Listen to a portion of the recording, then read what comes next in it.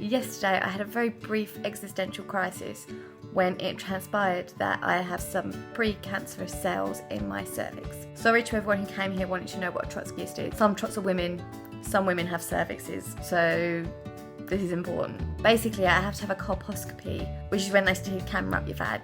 I will not be live streaming this, and if there's anything really ominous, they might do a biopsy and cut away at some stuff. But hopefully, in the words of my friend and nurse in charge Sarah, they'll just laser them bad boys right off.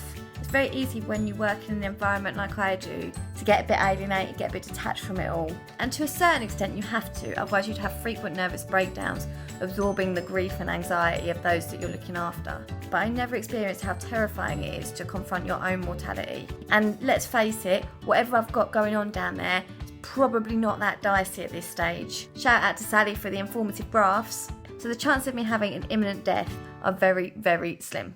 Not least because I'm fortunate enough to live in a country that has a proper cervical screening service. Now, I'm not saying it's perfect, but in America you have entire counties with not even one single gynecologist.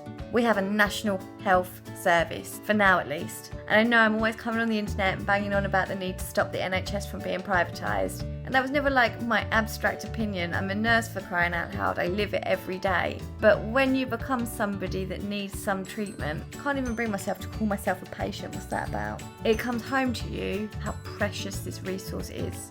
Public health screens are not glamorous. They don't hold lucrative opportunities for private investors to make a shit ton of cash, but they do save people's lives.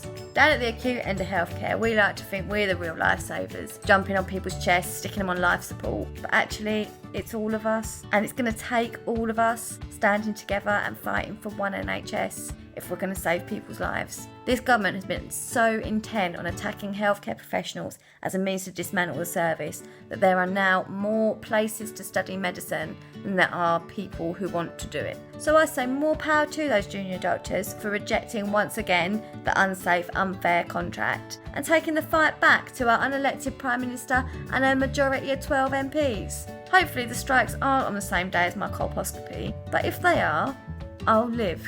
Because this is a battle to defend the services that save people's lives. And I can't for the life of me work out why it is that the other health unions are prepared to sit on the sidelines and wait.